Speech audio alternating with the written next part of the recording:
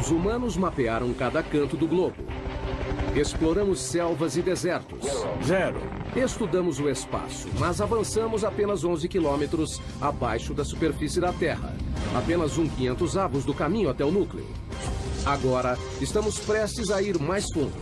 Faremos uma viagem ao coração do planeta em busca da última fronteira, onde árvores abrem caminho pelas rochas à procura de água, onde formas estranhas de vida habitam lugares mortos. Arranha-céus são construídos sobre areia, minas são do tamanho de cidades e forças enormes continuam a moldar a Terra.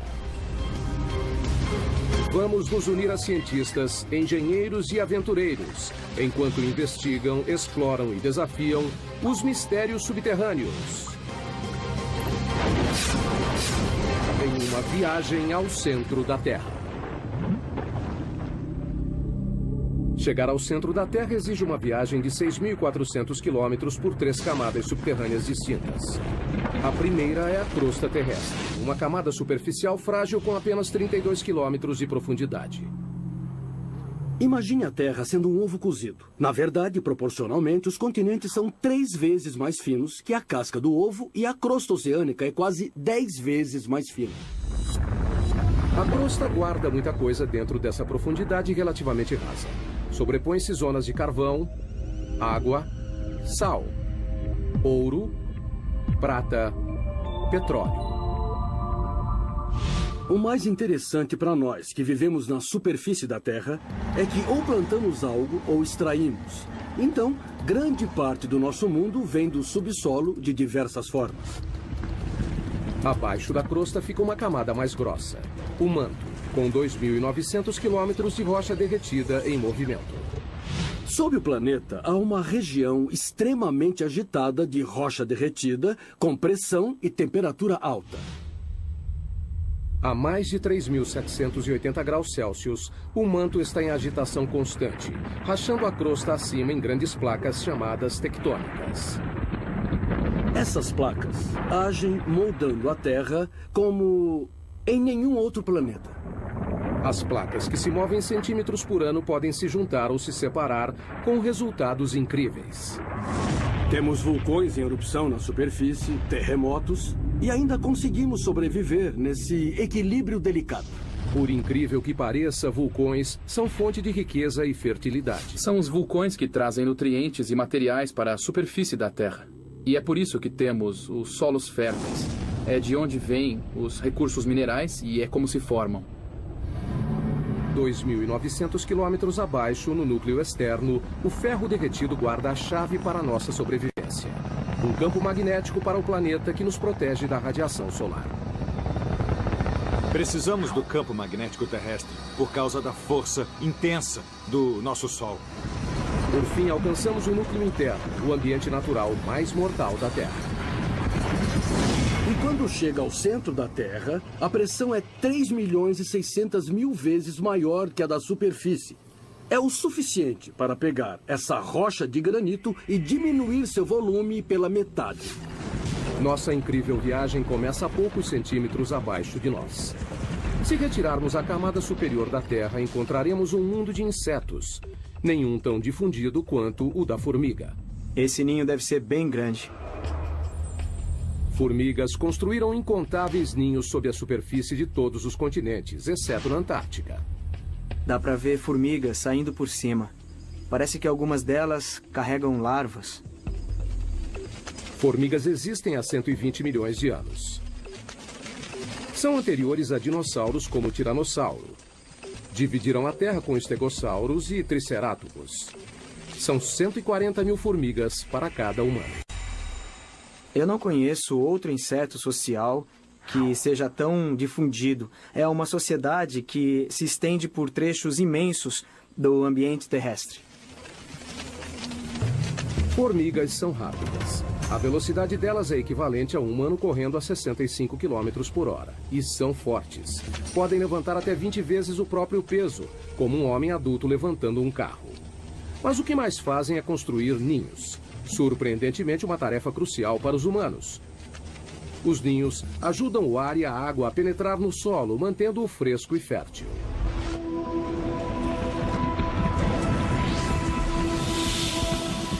Abaixo da zona das formigas, a 2 metros. Londres, Inglaterra.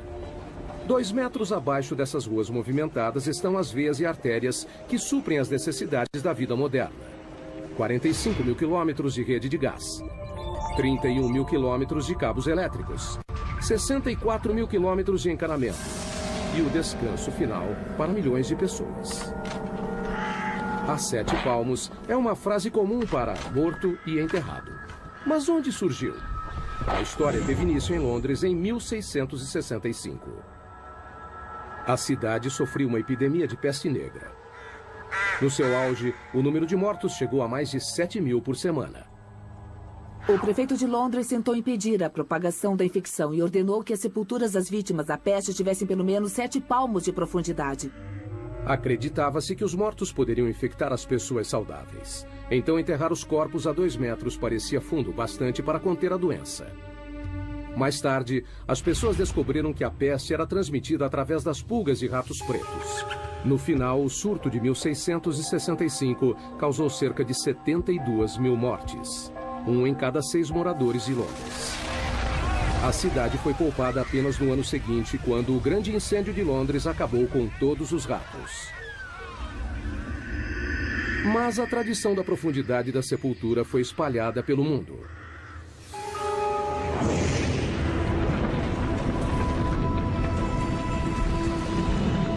Mais a fundo, outro pequeno passo em nossa viagem ao núcleo.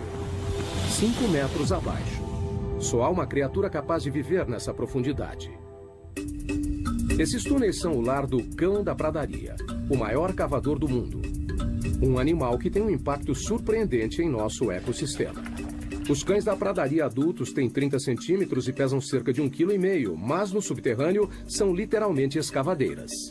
Eles empurram a terra com a mão ou chutam a terra com as patas.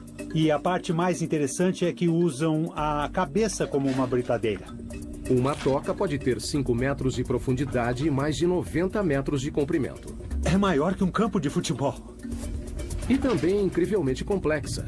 O projeto incorpora um sistema de condicionamento de ar sofisticado. 2 entradas de diferentes alturas criam um vácuo parcial que puxa o ar pela entrada mais baixa e empurra para fora pela mais alta. Então, a toca é um sistema bem complicado. Eu acho que não existe outro animal que tenha um sistema tão complicado.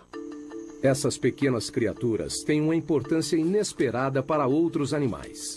Muitos outros animais dependem dos cães da pradaria para sobreviver. Por exemplo, essas tocas têm um impacto importante no modo como a água e os nutrientes circulam no ecossistema da pradaria.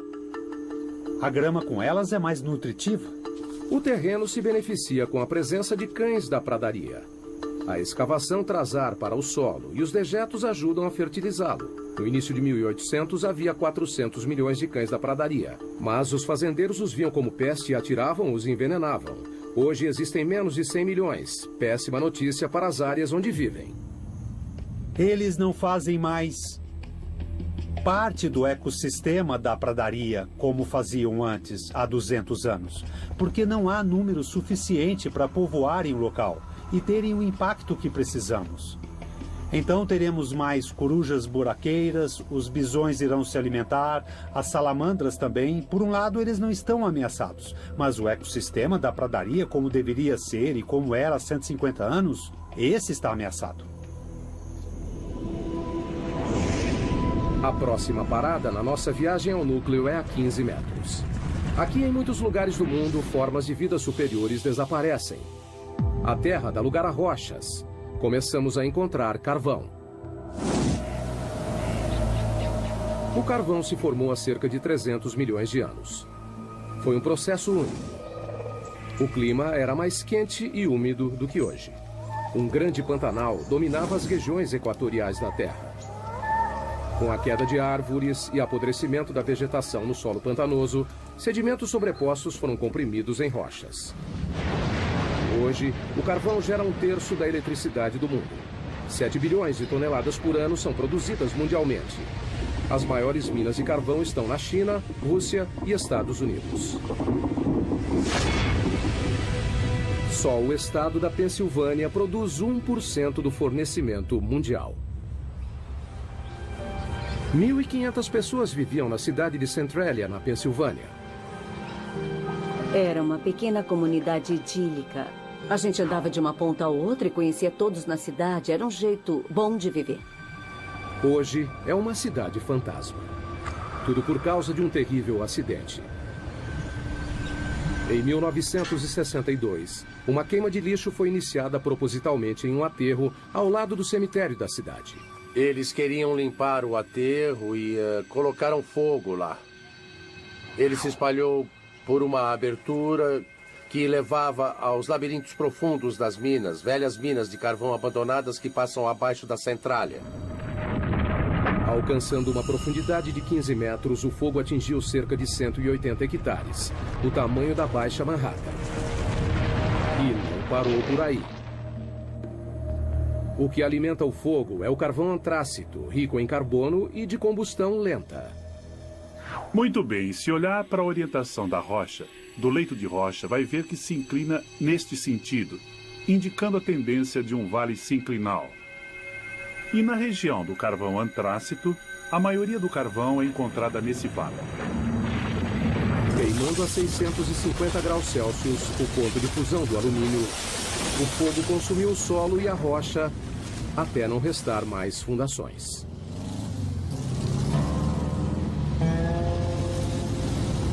Hoje, o que era a Avenida Locust, a principal rua de Centralia, virou o trecho de uma estrada rural. É difícil imaginar que aqui era o centro da cidade.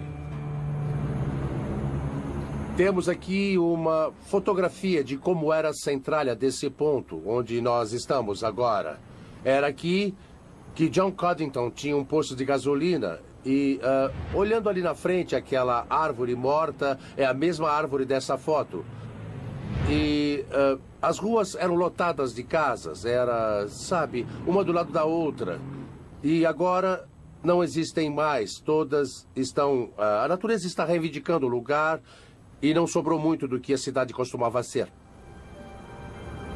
Essa casa, na Avenida Locust, do outro lado do posto de gasolina, pertencia a Bob Gadinsky. Em 1977 era uma única casa que minha esposa e eu adorávamos demais. Ficava em uma comunidade que era extremamente unida. Mas como pode ver hoje, não há nada além do mato que cresceu. Com o passar dos anos, o fogo ficou mais forte, mais ousado, chamuscando a paisagem, carbonizando as árvores, tudo do subsolo. Além do calor e da fumaça, o fogo emitia gás nocivo, como ainda faz até hoje. Tem monóxido de carbono, dióxido de carbono, sulfeto de hidrogênio e dióxido de enxofre. Então não é recomendável respirar este ar por causa desses gases que estão presentes. Quando as ruas começaram a se desintegrar, o governo federal interveio. Em 1984, o Congresso financiou uma evacuação voluntária. A maioria dos cidadãos de Centralia se mudou para nunca mais voltar. Era preocupante viver em cima do desastre. A gente se sentia preso. Eu estava preocupada com a segurança das crianças, então procurei sair o mais rápido possível. O fogo subterrâneo venceu. Our journey continues, moving deeper toward the Earth's core. Giant machines bore their way through a mountain. And engineers build the world's tallest skyscraper in a pile of sand. We're taking a journey to the Earth's core. Along the way, we'll encounter amazing animals, breathtaking feats of human endeavor, incredible engineering, and awesome natural wonders. De 15 para 150 metros subterrâneos. Agora a Terra já deu lugar ao leito de rocha. Essa é a zona de construção. A camada onde a maioria dos grandes projetos de construção do mundo toma forma. Como os metrôs. Existem 52 sistemas ferroviários subterrâneos no mundo. O mais extenso fica em Xangai, na China, com 420 quilômetros de trilhos, 55 quilômetros a mais que o de Nova York. Mas o túnel de metrô mais profundo é o de São Petersburgo, na Rússia, a 104 metros, quase a altura da Estátua da Liberdade. Antigamente, os túneis eram cavados assim, ou assim. Agora eles usam isso. A tuneladora, também conhecida como tatuzão.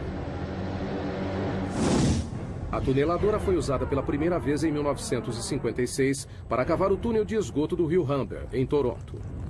A máquina tem 120 metros de comprimento. A cabeça de corte tem 15 metros de diâmetro e gira 3 vezes por minuto para escavar a rocha. Um feixe de laser a mantém no caminho. Conforme as tuneladoras avançam, anéis de aço e lajes de concreto são instalados. Como uma fábrica móvel, ela corta a rocha à frente e deixa um túnel finalizado para trás. A tuneladora é o segredo por trás de alguns dos maiores túneis do mundo, como o túnel base de São Gotardo, que liga a Suíça e a Itália através da cordilheira mais alta da Europa, os Alpes. Em seu lugar mais profundo, o túnel está a 2,5 km abaixo dos picos da cordilheira. Com 58 quilômetros, é o túnel ferroviário mais comprido do mundo. A construção começou em 1996. Foram utilizadas 4 tuneladoras que perfuraram 2 túneis paralelos simultaneamente dos 2 lados, através de 24 milhões de toneladas de rocha. Demorou 14 anos, mas, em outubro de 2010, o projeto foi finalizado. Antes, os caminhões levavam 4 horas para chegar de Zurique, na Suíça, até Milão, na Itália. O túnel diminuiu o tempo de viagem em 90 minutos. Um leito de rocha pode ser um empecilho para os engenheiros, que precisam atravessá-lo para construir um túnel, mas esse mesmo leito é necessário para a base dos edifícios mais altos do mundo. Nova York, cidade dos arranha-céus mais antigos e famosos do mundo. Para manter esses prédios monstruosos em pé, engenheiros ancoraram as fundações no leito de rocha, montaram uma plataforma e construíram por cima. Na verdade, o horizonte de Manhattan espelha o leito de rocha abaixo. O método de ancoragem sustenta diversos arranha-céus, incluindo o prédio mais alto do mundo. O Burj Khalifa, em Dubai, tem 823 metros de altura, com uma fundação de 50 metros de profundidade. Mas um arranha-céu pode ser construído onde não há um leito de rocha? É um desafio que os engenheiros enfrentam na próxima parada de nossa viagem. 115 metros no subsolo, embaixo de um dos edifícios mais altos do mundo, o Petronas Towers, em Kuala Lumpur, Malásia. Incrivelmente, essas imensas torres de concreto e vidro não ficam no leito de rocha, mas sim na areia. Nunca construa casas da areia. Bom, provamos que casas podem ser feitas da areia com as técnicas de engenharia certas. A construção começou em 1996. Os 2 edifícios foram projetados com 88 andares, 460 metros de altura. Cada um pesaria em torno de 300 mil toneladas.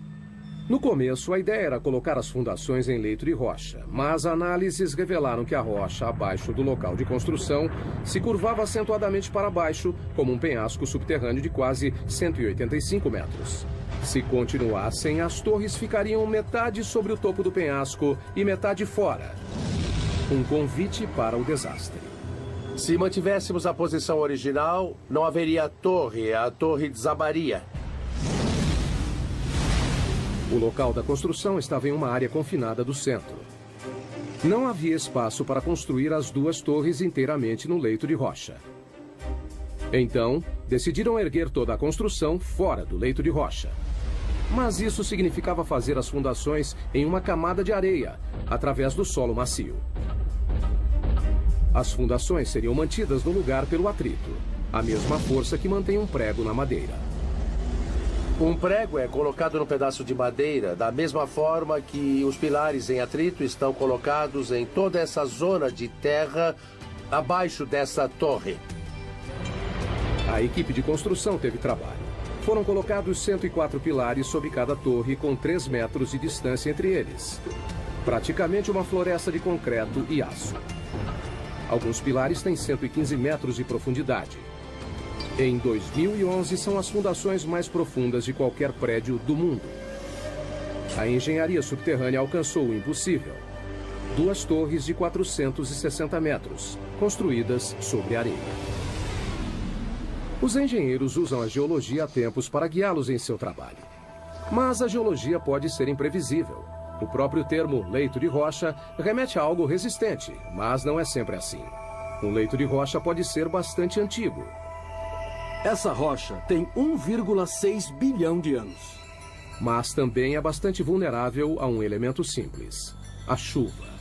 Caindo no leito de rocha durante bilhões de anos, a chuva causa deformações e rachaduras. Essas fraturas podem ser enormes. Aqui está uma que se estende por todo o comprimento dela.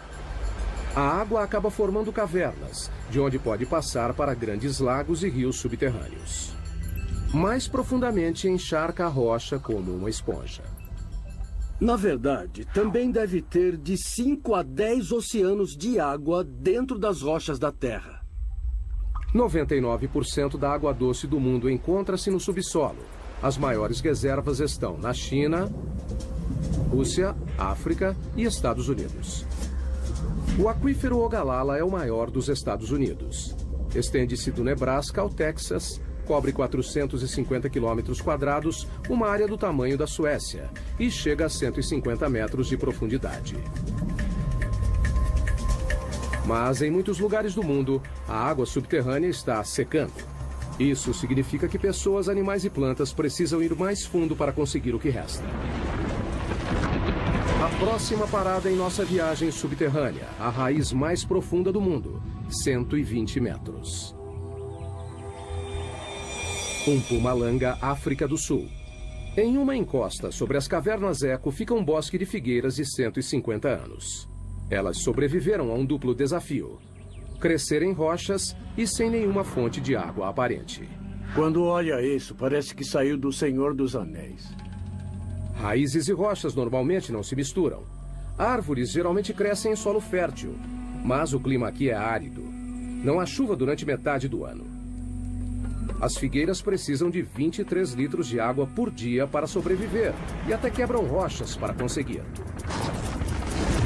As raízes são geneticamente programadas para saber que a água se encontra abaixo delas. A ponta da raiz libera um tipo de lubrificante chamado mucilagem para suavizar a passagem da raiz. Conforme cresce, a raiz procura rachaduras e pontos fracos nas rochas. Figueiras contam com uma única raiz mestra para encontrar água. Essa vai bem fundo. A pergunta é: quanto?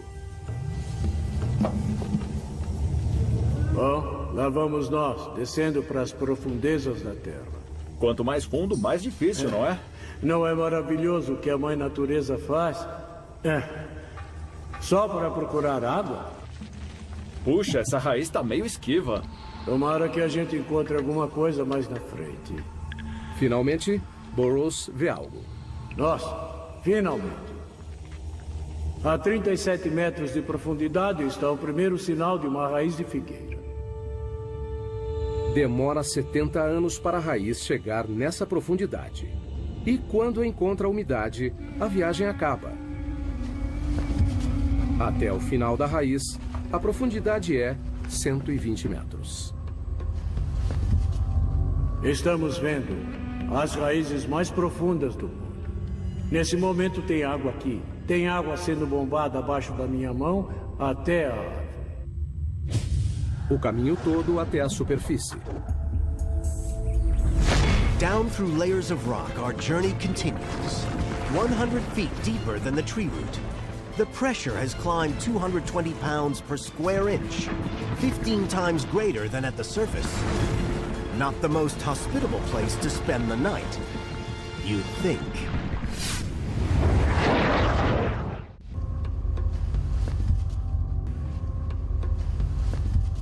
Depois dos mamíferos subterrâneos, túneis artificiais e da raiz mais profunda, entramos na área dos minerais. As rochas são feitas de minerais. A humanidade extrai as riquezas minerais da Terra há mais de 40 mil anos. Mas o que fazer com uma mina que atingiu o fim da vida útil? Algo bem inesperado. É o que a próxima parada dessa viagem revela. Sala, Suécia. 150 metros de profundidade. Desde 2006, uma antiga mina de prata é o local da suíte de hotel mais procurada do mundo. Apesar de decorada com prata e com uma sala de jantar exclusiva, o banheiro mais próximo fica na superfície. E a temperatura ambiente é de 4 graus. A mina de prata, que hoje abriga um quarto, foi fechada em 1908. Durante 400 anos, os mineiros cavaram 40 mil toneladas de rocha, principalmente com as mãos. No século XVI, essa era a mina mais importante da Suécia. Hoje, o legado dos mineiros é visto nos túneis e cavernas que se estendem na escuridão por 20 quilômetros. O grande interesse turístico pela mina deu a ideia da suíte de hotel. As pessoas vêm aqui só para ter uma ideia do passado. A prata existe há 4,6 bilhões, desde a origem do sistema solar. Foi formada a partir de partículas minerais lançadas no espaço pela explosão de estrelas, capturadas no turbilhão de poeira dos planetas embrionários, fundidas em pepitas puras pelo calor e água do subsolo. Hoje, a prata é extraída na Austrália, China, Europa e nas Américas, somando 20 mil toneladas por ano. Em Sala, a água que ajudava a criar a prata da mina ainda está lá. Metade da mina é cheia de água. Enquanto a mina funcionava, bombas levavam a água para ser filtrada. Mas isso acabou. Essa mina inundada contém cerca de 5 milhões de litros, o suficiente para encher 25 mil banheiras.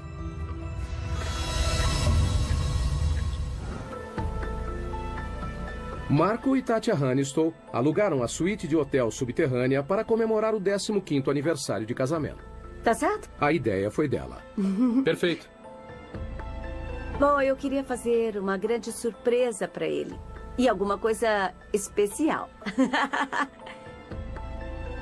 Vamos lá? O elevador leva 4 minutos e meio, avançando 60 centímetros por segundo para chegar na suíte de 150 metros abaixo. Marco está com dúvidas. Eu tô nervoso. Ficar embaixo da terra sozinho? Não, quase sozinho. Eu vou. Olha só, o casal chegou ao seu destino. Uau!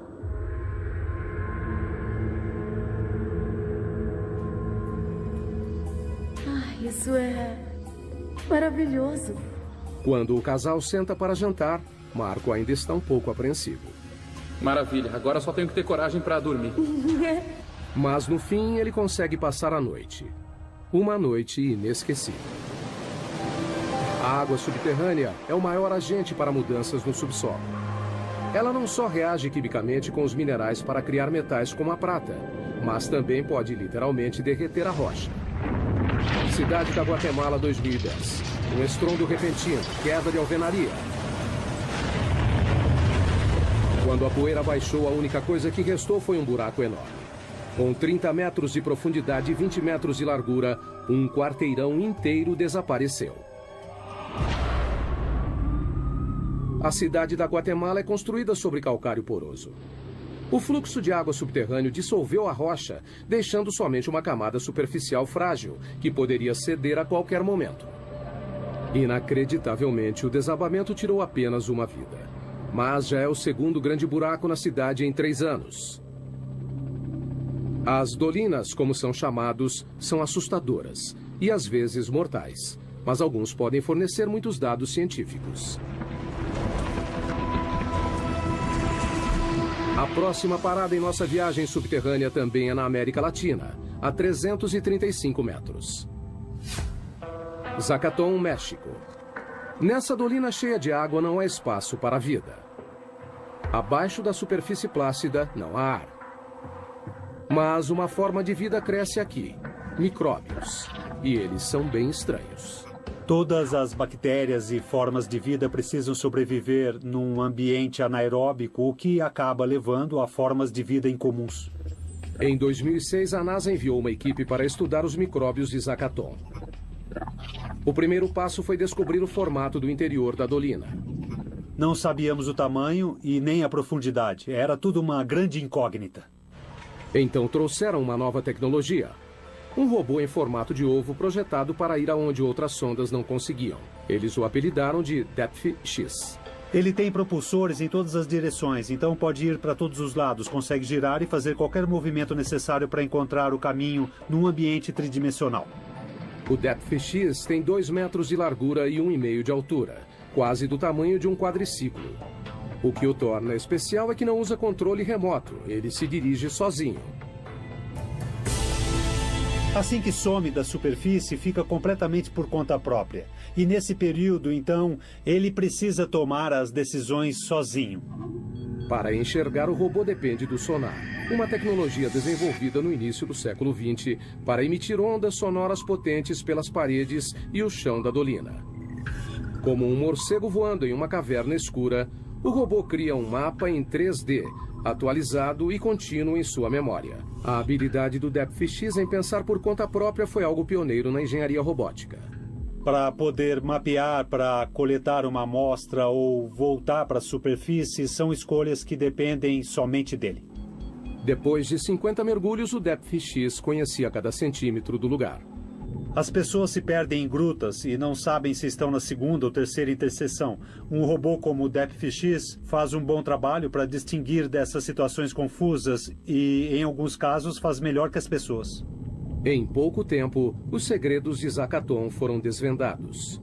Sabemos que é quente. Talvez existam aquíferos termais alimentando Zakaton.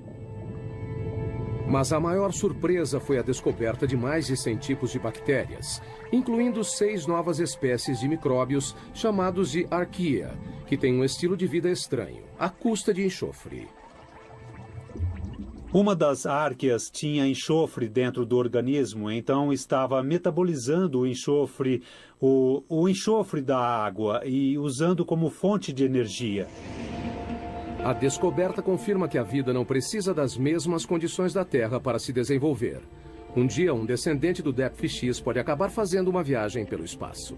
Veremos esses exploradores avançando, indo para lugares que as pessoas não podem ir. Em lugares como a Lua de Júpiter, Europa, na busca por uma forma de vida similar em outro mundo. Há muitas dolinas na América Latina, principalmente no México. Só na província de Yucatán há mais de 3.000 delas. Algumas contêm água, outras não. Mas nenhuma delas pode ser comparada à nossa próxima parada da viagem. O poço vertical mais profundo do mundo, a Caverna das Andorinhas.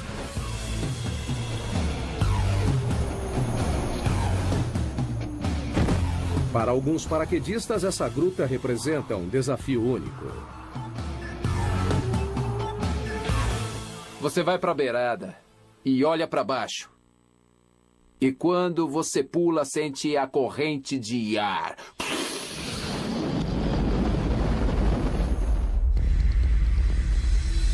430 metros de profundidade. 40 metros de diâmetro no topo, que se abre para 2 hectares no fundo. O poço tem as mesmas dimensões do Empire State. A Caverna das Andorinhas recebe esse nome por causa das aves que fazem ninhos em suas paredes superiores. Milhões delas saem ao amanhecer e voltam ao anoitecer. Mas o que é fácil para os pássaros é difícil para um paraquedas. A posição e a noção de tempo são tudo. No subterrâneo, os paraquedistas correm o risco de ficar desorientados. Quando salta para o subterrâneo, as paredes te cercam. Vai encarar uma parede o tempo todo. O paraquedista tem 6 segundos e meio para puxar a corda. Se demorar mais, não haverá tempo do paraquedas abrir. A queda é de 37 metros por segundo. Acertar o chão nessa velocidade é como bater o carro contra uma parede de tijolos a 130 km por hora. Mas e para voltar à superfície? Nós prendemos em uma corda de resgate amarrada a uma manivela e podemos subir 2 paraquedistas em 10 minutos. Daí repetimos tudo. On our next stop on the journey, we're going 1,800 feet underground to mine a mineral that no one can live without. Seguindo em direção ao centro da Terra, estamos em busca de minerais. Nossa próxima parada, a maior mina de sal do mundo em Ontário, Canadá. A mina Sifto, a 550 metros. O sal é uma espécie de rocha composta de sódio e cloro. É tudo o que restou do oceano que uma vez cobriu a Terra. Por causa das mudanças climáticas, ele evaporou. Um adulto normal precisa consumir uma colher de chá por dia ou corre o risco de ficar doente, em coma e até morrer. Então, não é surpresa que as primeiras minas de sal tiveram início há mais de 14 mil anos, onde hoje é a Áustria. Em todo o mundo, mineiros extraem 260 milhões de toneladas por ano. As maiores jazidas estão na China, Rússia e Canadá. A mina Sifto foi aberta em 1959 e fica a 530 metros abaixo da cidade de Goderich, em Ontário, e se estende por baixo do lago Huron. A maioria das minas consiste em túneis pequenos sustentados por vigas e pilares chamados de escoras. Sifto parece mais uma cidade subterrânea. Suas vastas cavernas cobrem mais de 7 quilômetros quadrados, quase o tamanho do centro de Manhattan. Tem até suas próprias lojas e escritórios. O teto baixo diz aos mineiros que estão próximos do alvo, onde estas serras enormes entram em ação. Nós escavamos túneis com 4 metros de altura e 20 de comprimento. As lâminas de 3 metros cortam as rochas enquanto giram 1.500 vezes por minuto. O ar fica denso com a poeira. O barulho é ensurdecedor, mas está prestes a aumentar ainda mais. Eles vão perfurar e explodiremos o local de 18 metros de largura por 18 de altura. São cavernas enormes.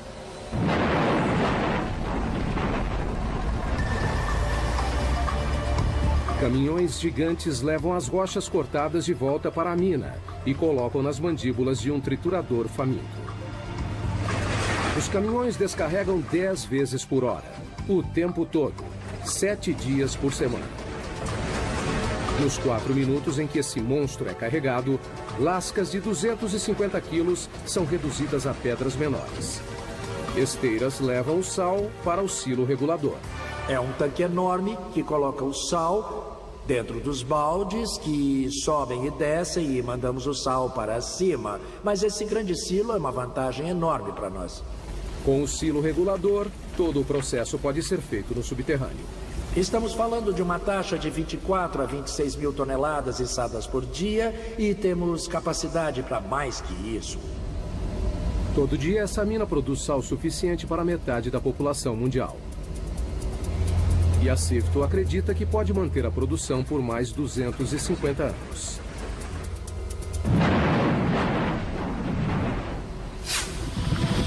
Nossa próxima história nos leva a 180 metros abaixo da mina Sifto. Uma outra mina de sal em Sondershausen, Alemanha. Essa mina recebe um evento atlético diferente. A maratona mais profunda do mundo. Corrida subterrânea. Esse pessoal é louco. Correr uma maratona subterrânea é uma experiência muito diferente de correr na superfície. A gente não se sente livre. Na floresta sente o vento e todo o resto, mas no subterrâneo não. As condições são extremas. Veja a temperatura, por exemplo. A cada 18 metros abaixo da crosta, a temperatura aumenta meio grau. O motivo disso vem de 4,6 bilhões de anos, a origem da Terra. A mistura de gases e partículas em espiral que formaram o planeta inclui a poeira cósmica radioativa. Depois de comprimida em rocha, sua energia radioativa foi liberada na forma de calor, que continua até hoje. Trabalhar nessas condições pode ser difícil. Correr pode ser ainda mais complicado. A uma profundidade de 730 metros, os corredores subterrâneos lidam com um calor de 27 graus. É muito quente.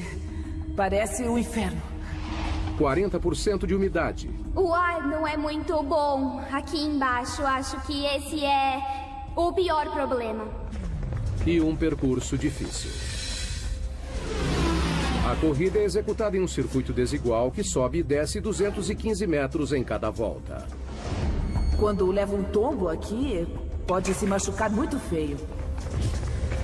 Em uma maratona normal, os pés ficam 0,2 de segundo no chão. Com a fadiga, ficam mais tempo no chão. Na mina, quanto maior o contato, maior o risco. Tá vendo isso aqui? É escorregadio. Precisamos de tênis com uma boa sola, como essa que é grande, mas eu acho que podia ser maior. Eu acho que travas seria muito bom. Ter cravos. Ou cravos. Embaixo. Inevitavelmente, o terreno traiçoeiro faz uma vítima. Quebrou? Não dá pra saber. Por que maratonistas correriam em condições tão perigosas é um mistério. Mas se perguntar para eles, dirão a mesma coisa. É emoção, é a corrida mais difícil do mundo. Eu acho que quem pode dizer que correu uma maratona 600 metros abaixo da terra?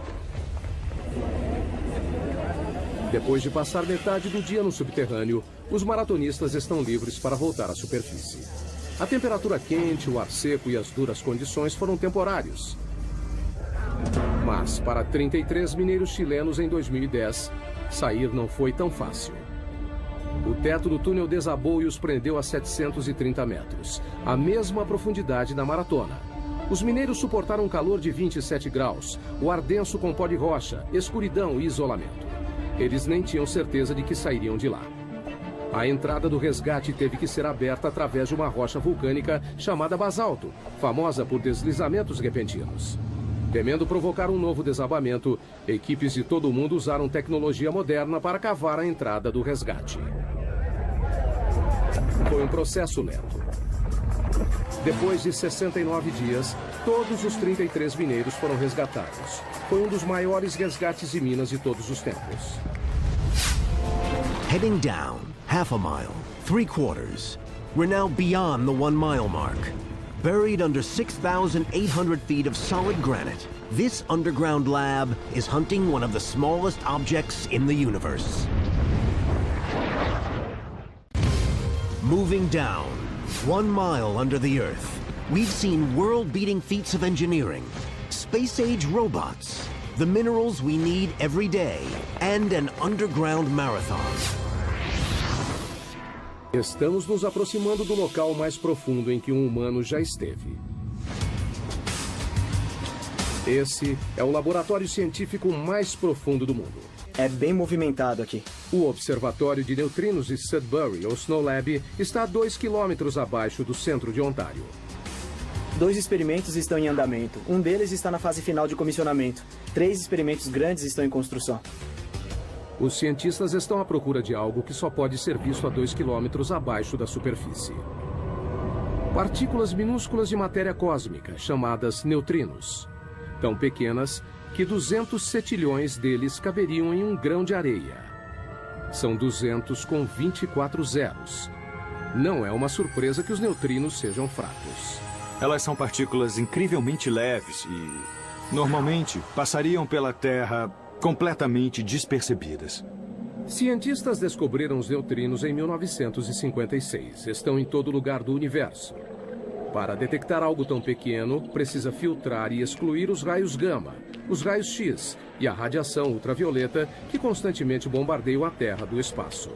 Queremos provar que não é uma radiação convencional que de algum modo interfere e imita os sinais esperados. Então precisamos de muita proteção. Por isso o laboratório é tão profundo. Esses raios cósmicos tornariam a medição sensível do neutrino algo impossível. Os 2 quilômetros de rocha no laboratório Sudbury reduzem esses raios cósmicos a um fator de 10 milhões. Encontrar algo tão pequeno quanto o neutrino requer equipamentos grandes. Se você procura uma partícula, precisa aumentar suas chances de vê-la.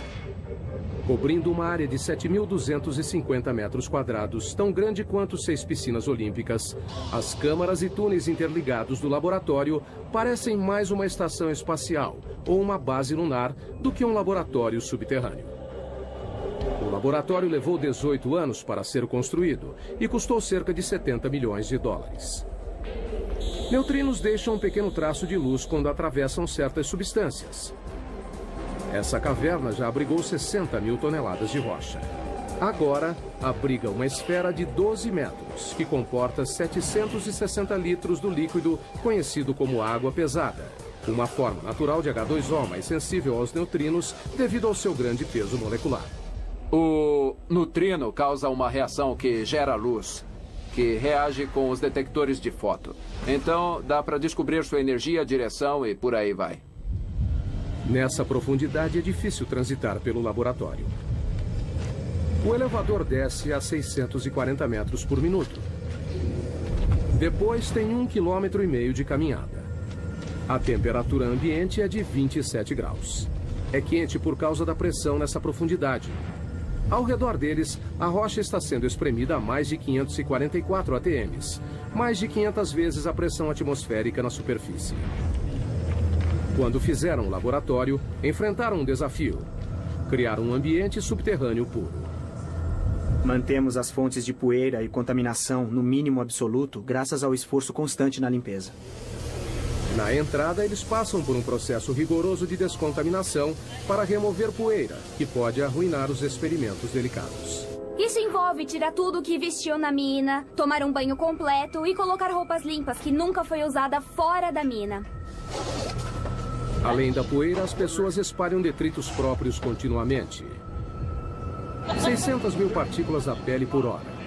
Uma centena de fios de cabelo por dia. E qualquer uma das opções pode comprometer o trabalho no laboratório. Uma vez dentro, os cientistas enfrentam mais triagem e limpeza. Até o esgoto do laboratório é limpo. Tratamos todos os resíduos do nosso próprio lavatório e água suja que vem dos chuveiros e da lavanderia. Bactérias especiais reduzem os resíduos organicamente e sem exalar cheiro ruim. E gostamos de pensar que temos a descarga de banheiro mais profunda do mundo. Um conforto que os exploradores subterrâneos no próximo nível da nossa viagem ao centro da Terra com certeza iriam gostar. Dentro da mãe de todas as cavernas, a 2,5 km no subsolo. Esses exploradores poloneses esperam ir além do que qualquer outro explorador já foi. Eles treinam para uma descida na J2, que faz parte dos 2,5 km de profundidade do sistema de cavernas Chev, no México. O que nós procuramos é a caverna mais profunda do mundo. A erosão da água da chuva criou a J2. A descida envolve fissuras, desvios e câmaras alagadas.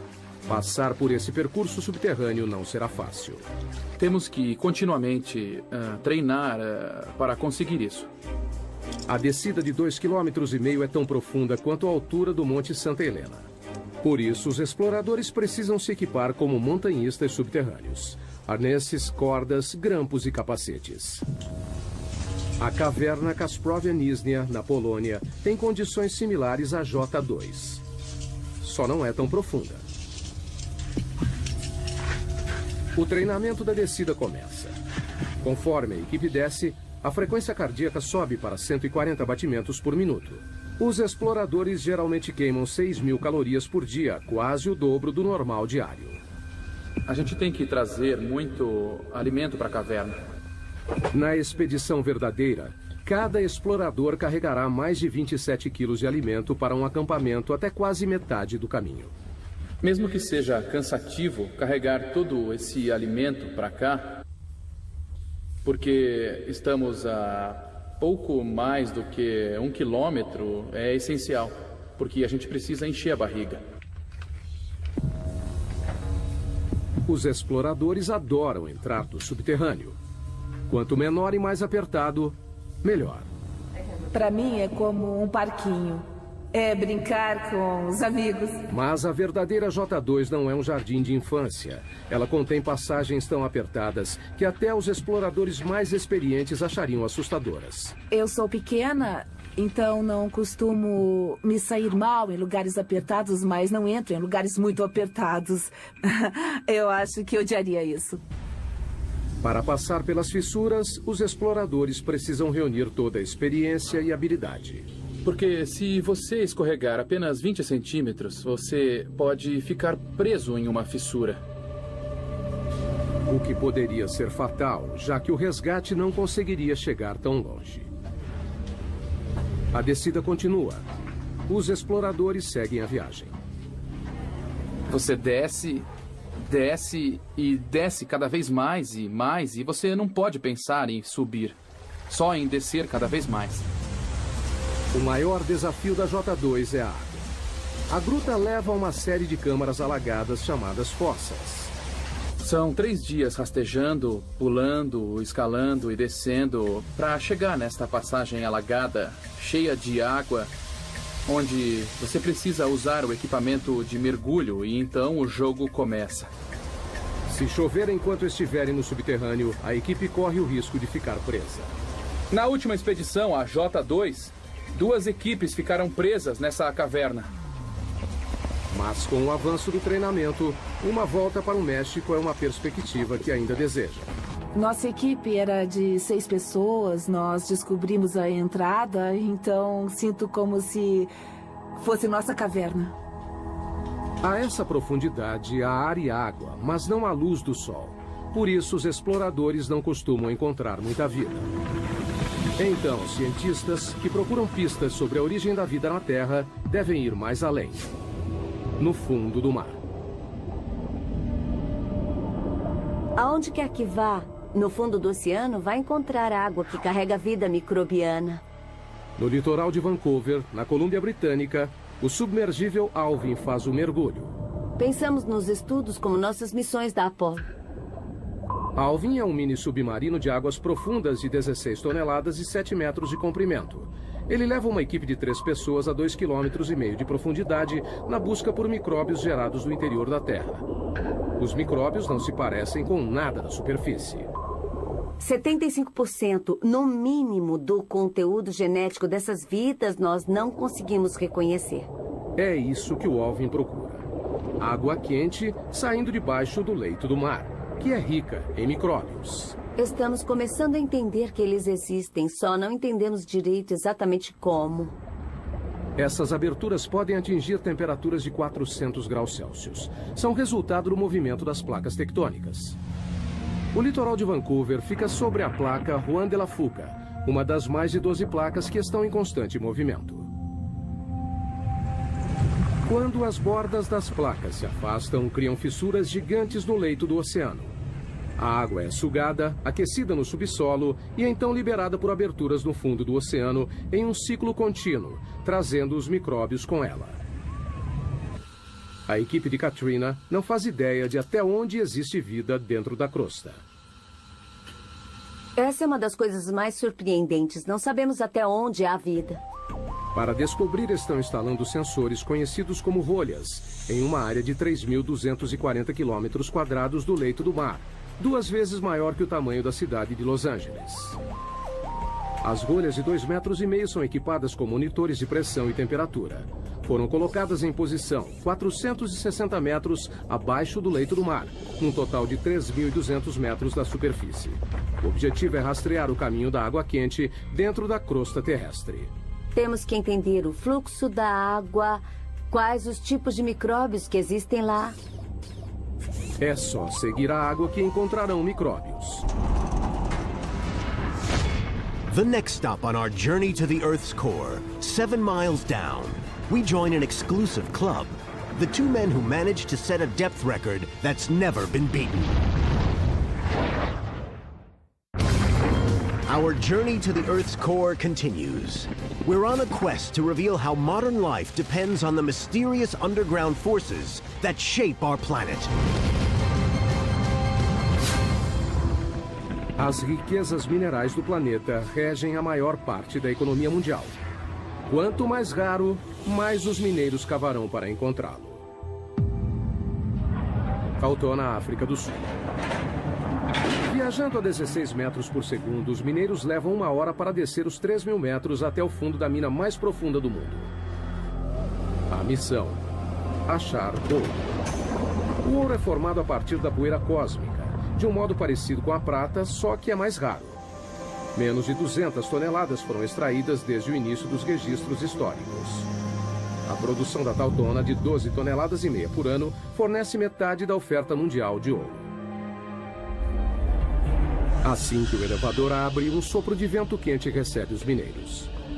A essa profundidade, a temperatura ambiente é de 54 graus Celsius, mais quente que um dia de verão no Vale da Morte. Um sistema de ar-condicionado enorme abaixa para 28 graus. Ainda quente, mas suportável. Enquanto os 5.600 mineiros que trabalham aqui suam a camisa nas galerias e túneis, também precisam ficar de olho no teto. Nessa profundidade, qualquer tremor pode provocar um pequeno terremoto subterrâneo. A queda de rochas mata diversos trabalhadores todo ano. Na próxima parada da viagem ao centro da Terra, vamos 3 vezes mais fundo que os mineiros de Tautona, para o lugar mais profundo já alcançado por humanos. No Pacífico Ocidental, a 11 quilômetros subterrâneos, encontra-se a Depressão Challenger, uma fissura de 69 quilômetros de largura no leito do oceano, que se estende por 2.530 quilômetros. A mesma distância de Nova York a San Antônio, no Texas. E o perigo aqui não é o calor ou os tremores de terra, é a pressão. Em 23 de janeiro de 1960, o oceanógrafo suíço Jean Piccard e o comandante da Marinha americana Don Walsh partiram em uma embarcação subaquática única para se tornarem os primeiros e até agora únicos humanos a verem o verdadeiro fundo do mar. Don Walsh revive a viagem histórica. Foi o único submersível que foi até a Depressão Challenger e por quase 50 anos ninguém mais voltou lá. E por uma boa razão. A pressão a 11 quilômetros de profundidade é esmagadora. 1.080 ATMs. Imagine o peso de 48 Boeing 747 em cima de um dedo. Para suportar esse peso incrível, Piccard projetou um submergível chamado Trieste.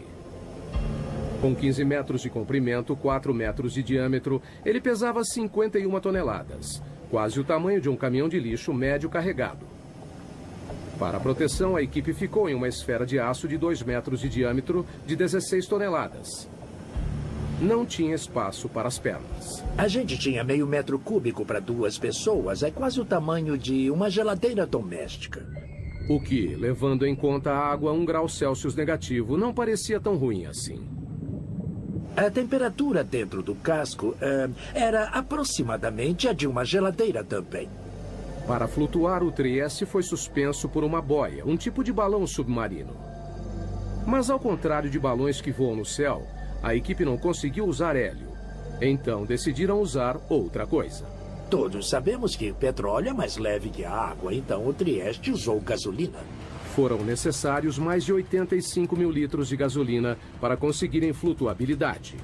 O suficiente para encher 500 tanques de carro. 8 da manhã, hora da ação. A descida começa. É um processo lento e cauteloso.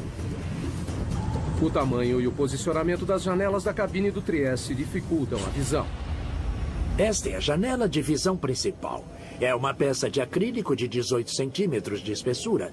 E tem uma portinhola do outro lado da esfera com uma janela menor. E tem uma janela no tubo de entrada. A 200 metros, o Trieste mergulhou na escuridão. Eles atingiram o limite de penetração da luz solar. Mas a 910 metros, a natureza trouxe ajuda. A única coisa que iluminava o abismo era a bioluminescência dos animais e plânctons. Como se fossem vagalumes, eles carregavam a própria fonte de luz. Então parecia neve caindo de cabeça para baixo. Depois de mais de 1 hora, surgiu um problema. Houve um barulhão a 6 quilômetros. A 6 quilômetros submarinos, o Walsh teve que verificar os equipamentos. Ouvimos o barulho, checamos todos os medidores internos e parecia tudo bem, então continuamos o mergulho. Mas então ele viu algo. Olhei pelo vidro da portinhola e vi uma rachadura assim na janela. A equipe estava a 1 passo da morte certa. Se o vidro interno tivesse rachado, teríamos morrido na hora, porque a pressão externa a 6.000 metros é de uns 680 atms. Então, teria sido imediato. Talvez nem notássemos. Mas a janela resistiu e eles decidiram soldá-la. Depois de quase 5 horas, o Trieste finalmente se aproximou do fundo. Walsh viu algo inacreditável. Um pouco antes de pousar, nós vimos um linguado. Animais vertebrados não deveriam viver nessa profundidade. Mas eles não tiveram a chance de investigar mais fundo. Assim que pousamos, uma nuvem enorme de sedimento subiu e só baixou depois de 20 minutos. A lama do fundo do mar os cegou. Foi como estar numa tigela de leite. Eles não tiveram escolha. A gente não via nada, não dava para tirar fotos e a lama não baixava. Decidimos voltar para a superfície. Para permitir que o Trieste fizesse a viagem de volta, Walsh controlou o peso soltando o lastro. A gente tinha 2 barris de lastro cheios de bola de aço e no fundo do barril tinha um eletroímã. Com o ímã acionado, as bolas ficaram no barril. Desligamos a força elétrica e elas desceram. Ao apertar um botão, o Trieste começou a voltar para a superfície. E entrou para a história. 11 quilômetros é o limite para a exploração humana. Atravessamos mais de 1/3 da crosta terrestre. Pessoas saem de cena, máquinas assumem. Todos os cientistas utilizam ferramentas para ajudá-los a explorar lugares que não podem ir. Telescópios, microscópios.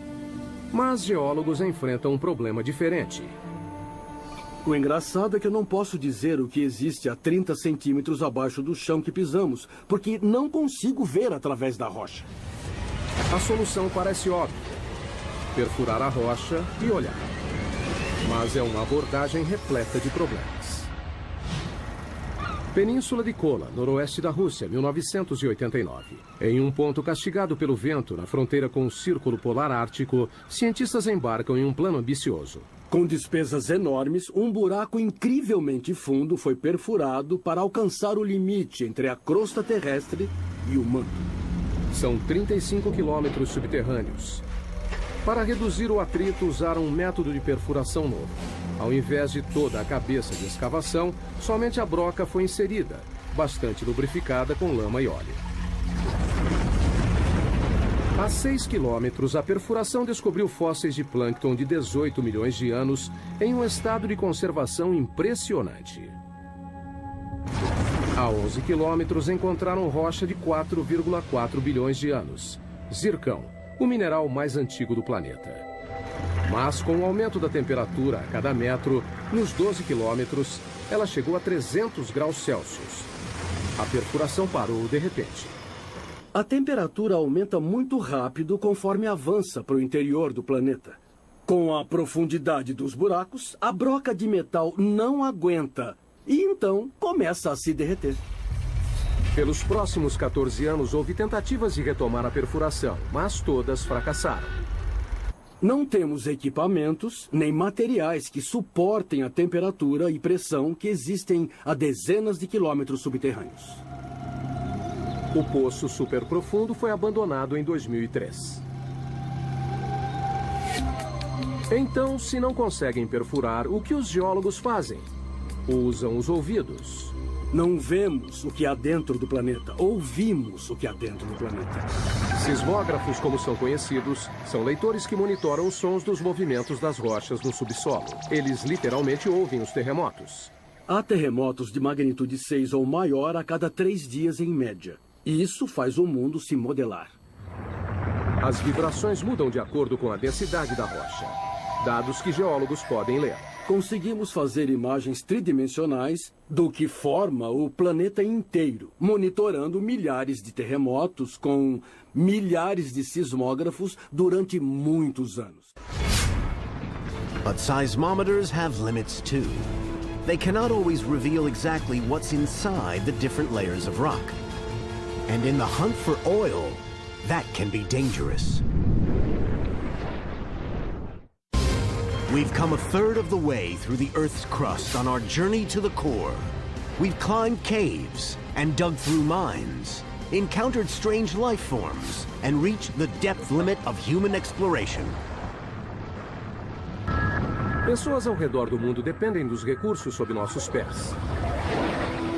A próxima parada em nossa jornada ao centro da Terra, o campo de petróleo mais profundo dos Estados Unidos, 11 quilômetros abaixo do Golfo do México.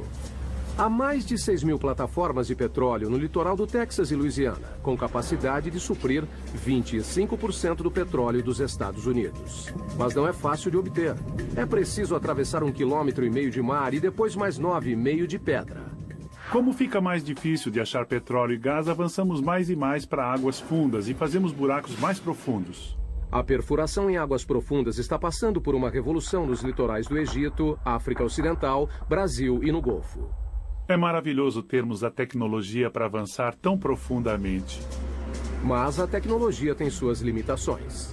Na primavera de 2010, uma plataforma chamada Deepwater Horizon perfurava um poço relativamente raso a 7 quilômetros no campo de Macondo, cerca de 80 quilômetros da costa da Louisiana. 20 de abril, 22 horas. A plataforma foi abalada por uma explosão. A bola de fogo foi vista a 56 quilômetros de distância. 11 funcionários morreram, 17 ficaram feridos. 1,5 km abaixo, no leito do oceano, a ruptura do poço liberou até 60 barris de petróleo por dia. Um barril tem 180 litros. Foi como jogar 450 caminhões-tanque no mar. O vazamento totalizou quase 5 milhões de barris. Foi o pior desastre de petróleo nos Estados Unidos. Então, o que deu errado? A Deepwater Horizon já tinha perfurado 11 quilômetros no fundo do campo de petróleo do Golfo no outono anterior, em um local diferente. Em comparação, perfurar em Macondo seria fácil. Mas as aparências podem enganar. O Golfo é um dos lugares mais difíceis de perfurar. O relevo costeiro cai em mais de 1,5 km de cumes íngremes e vales, com desfiladeiros e vulcões ativos de até 150 metros. A geologia é bem complicada. O petróleo sob o leito irregular do fundo do mar está abaixo de uma camada de rocha de 35 milhões de anos, com 245 metros de espessura, preso sob uma pressão enorme, mais de 1.100 vezes a da superfície. E tem também o peso das rochas, sobrepostas, pressionando, que faz a pressão do fundo do poço aumentar incrivelmente. Além da pressão, os perfuradores de petróleo podem encontrar perigosos bolsões de gás metano congelado, conhecido como hidrato. Se acidentalmente perfurar isso, pode ser um problema. Aquecido pelo atrito da broca, o metano explode o poço, liberando uma quantidade enorme de petróleo. Muitos pesquisadores associam a tragédia do Deepwater Horizon a um bolsão de metano congelado. A tecnologia de escaneamento convencional nem sempre pode detectá-los, e isso é um desafio para a exploração do petróleo. E ninguém sabe a quantidade existente porque é muito difícil conseguir uma imagem sísmica.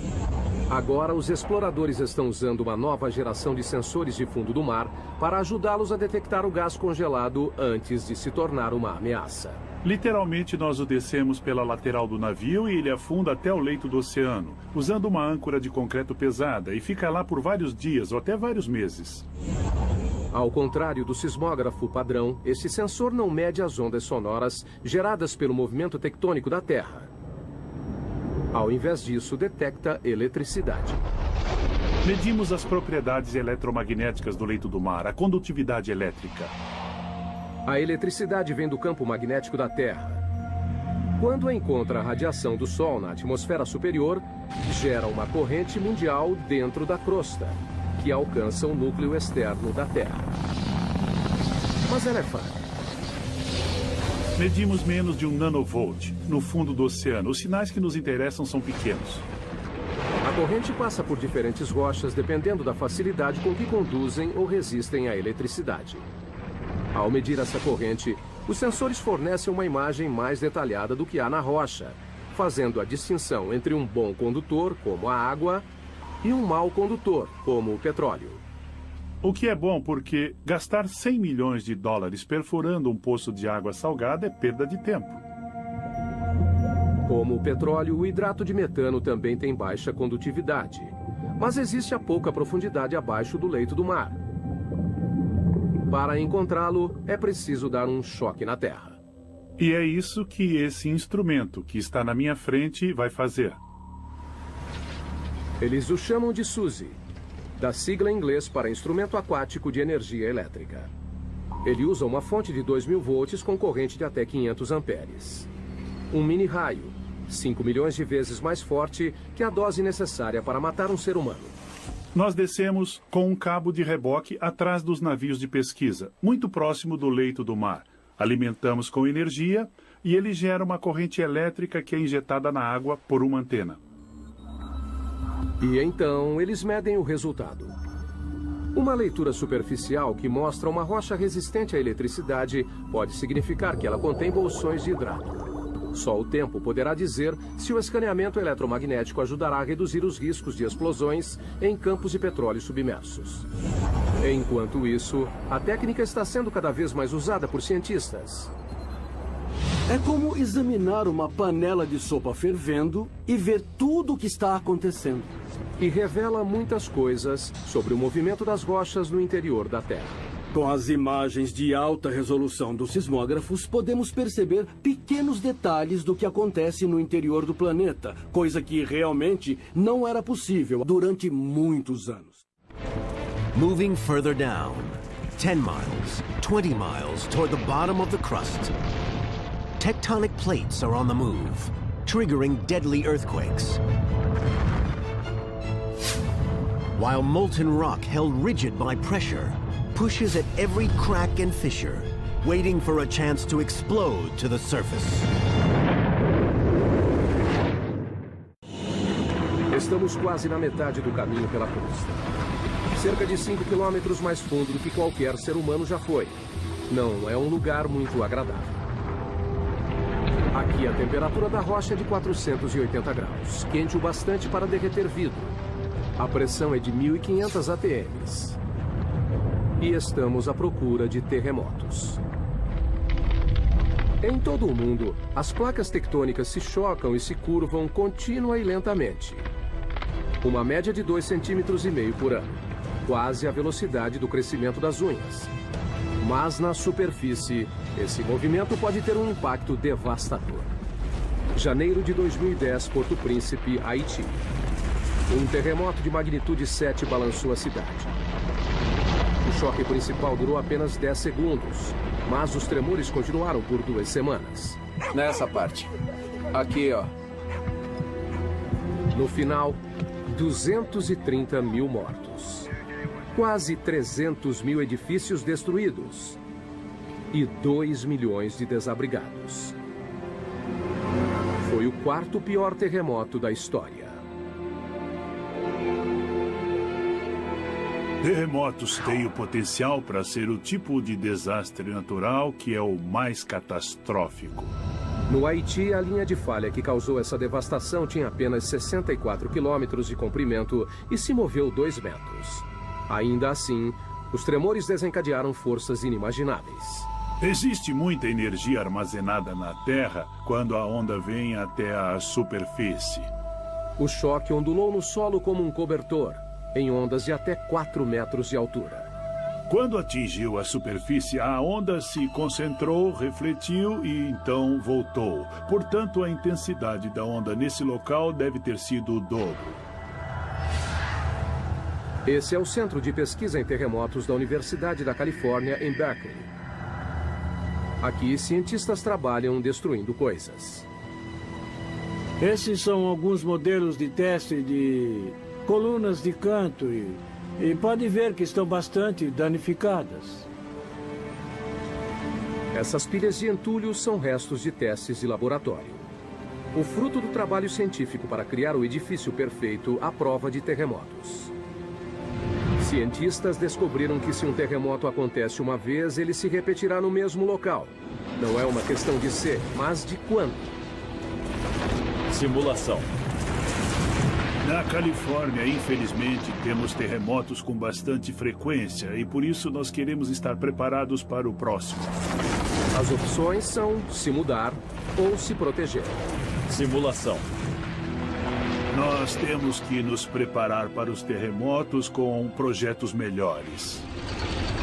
Durante um terremoto, o movimento mais perigoso não é para cima e para baixo, mas de um lado para o outro. Aqui, ó.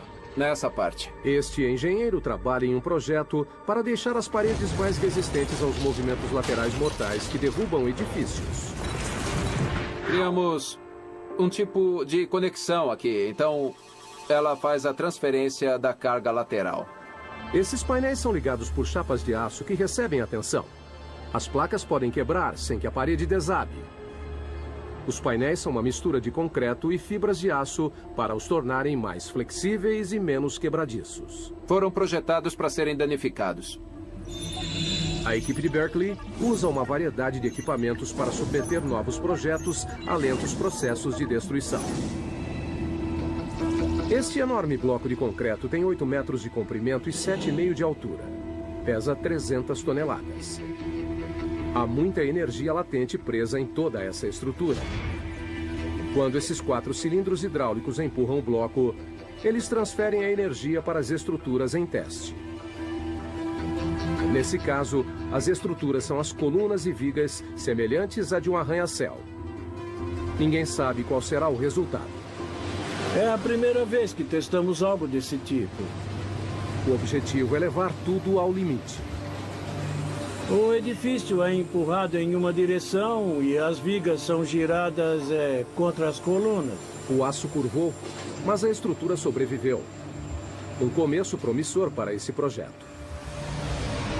Mas a única maneira de ter certeza que a estrutura se manterá durante um terremoto é fazer um acontecer. Essa é uma mesa vibratória. A mesa vibratória nos dá a possibilidade de provocarmos um terremoto. Como o nome sugere, as mesas vibratórias atingem réplicas de prédios com tremores em escala real. Assim, nós podemos simular 6 tipos de movimento. A mesa pode balançar para frente e para trás, inclinar, ir para cima e para baixo, para os lados, para representar o que aconteceria em um terremoto. O objetivo não é analisar por que os prédios caem, mas por que continuam em pé. Uma das coisas que queremos ser capazes de fazer é prever quando uma estrutura desabará completamente ou desabará parcialmente. Os terremotos já mataram milhões. Mas o movimento tectônico que os causam também faz parte do ciclo mundial, que é crucial para a saúde do planeta Terra. A vida humana não teria se desenvolvido sem as placas tectônicas. As placas tectônicas criam terras, e sem elas, a superfície seria um imenso oceano. Nem existiriam animais terrestres. O ciclo da criação de terras praticamente deixa o planeta de cabeça para baixo. Isto é um amonoide, um fóssil do que viveu no fundo do leito do oceano. O que é notável nesta pedra é que apareceu na base do Monte Everest. E as forças envolvidas devem ter sido enormes e incríveis para trazer este pequeno amonoide do fundo do mar até um local bem alto do planeta.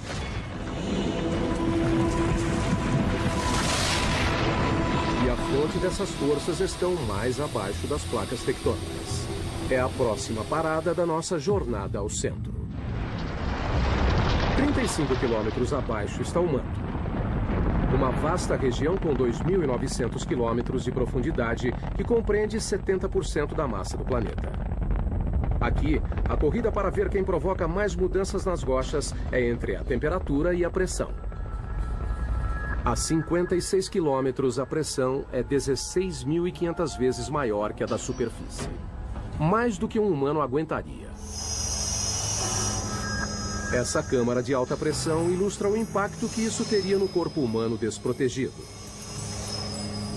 Logo, ficaria impossível de respirar, com os pulmões contraídos e a implosão das costelas. Com mais 3 quilômetros a 59 de profundidade, a pressão reduziria nossos ossos a pó.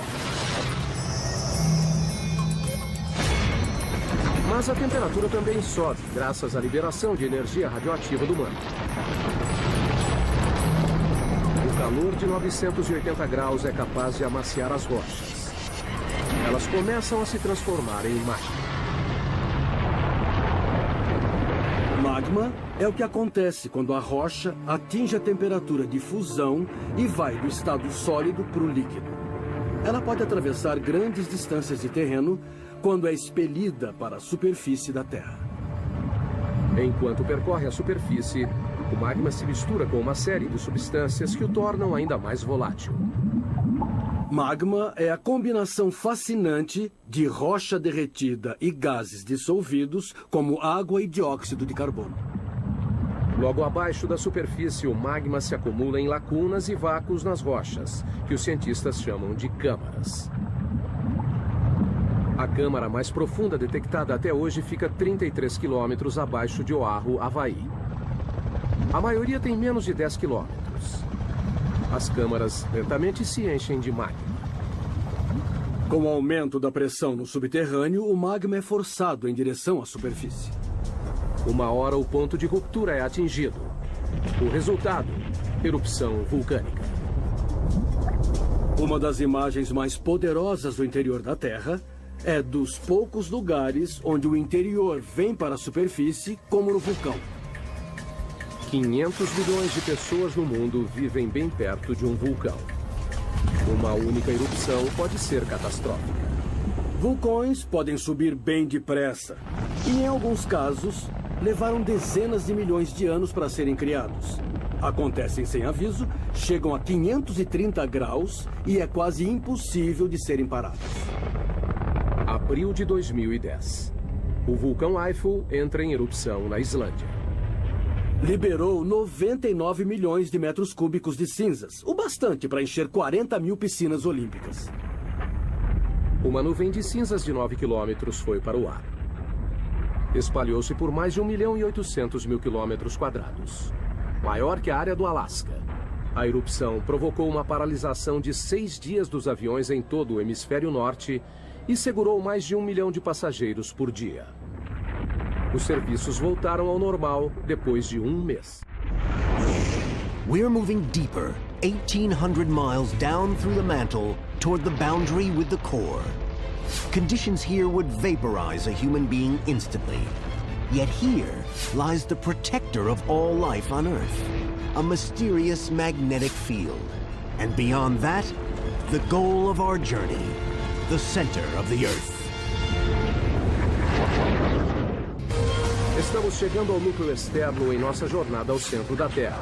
Uma zona de 2.100 quilômetros de ferro derretido, imprensada entre o manto e o núcleo interno sólido.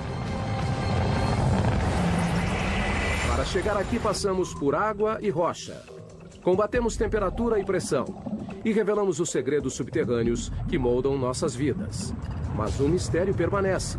O que faz a Terra ser magnética?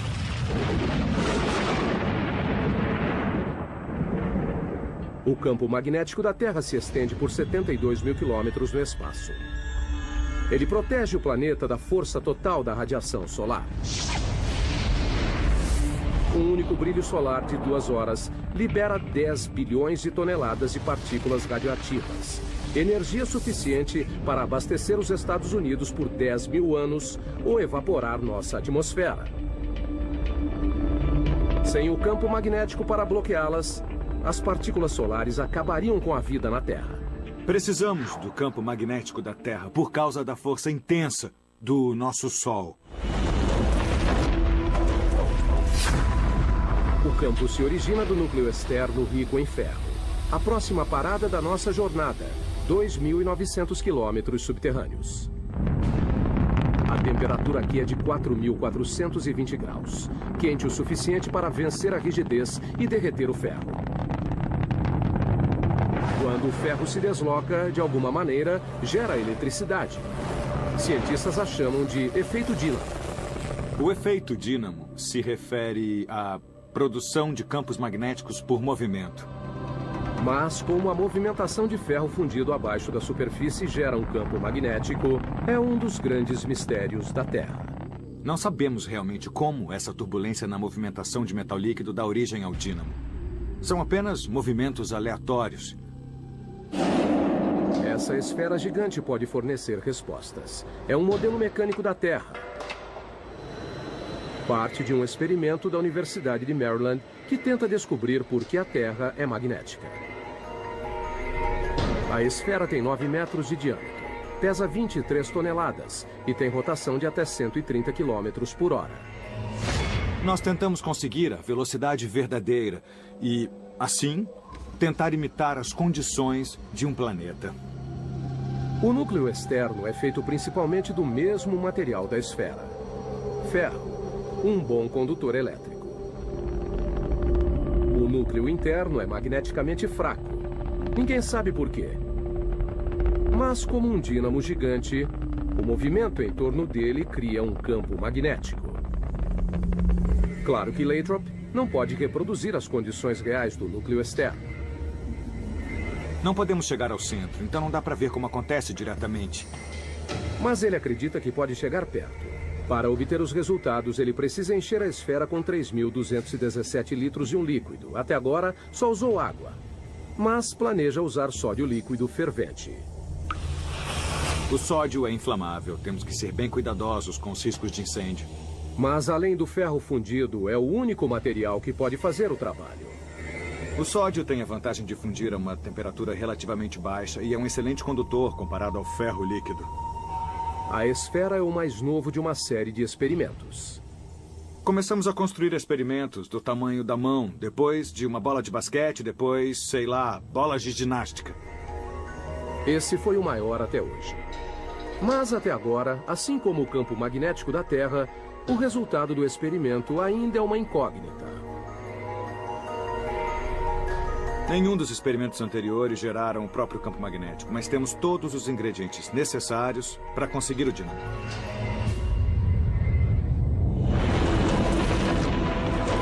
Quase 6.500 quilômetros subterrâneos, chegamos ao final da nossa jornada, o núcleo da Terra.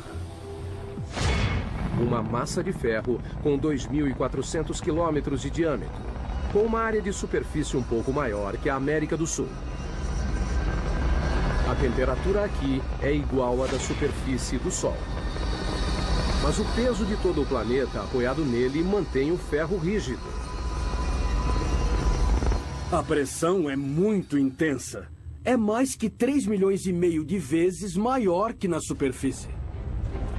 A mesma convicção que ajuda a gerar magnetismo também empurra o calor para a superfície no processo de resfriamento do núcleo. Quando a temperatura cai, o núcleo solidifica lentamente. Um dia, não haverá mais rocha derretida para criar o campo magnético. Mas o Sol já terá se extinguido, acabando com a Terra antes desse dia chegar. Enquanto isso, o calor do núcleo ajuda a impulsionar o lento ciclo do manto, que renova a superfície, alimenta a química de nossa riqueza mineral e gera o campo magnético que nos protege do universo hostil.